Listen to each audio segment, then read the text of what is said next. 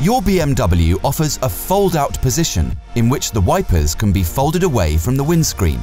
You can operate the windscreen wipers with the lever on the right side of the steering wheel.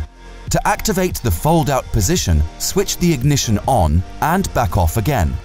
Then press and hold the lever upwards beyond the resistance point until the wipers stop in an approximately vertical position.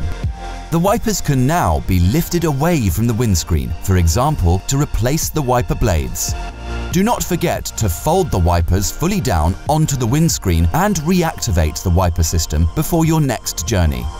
When the ignition is on, press the wiper lever downwards. The wipers will move back to the rest position and can be operated again. Continue watching our how-to series to get the most out of your BMW.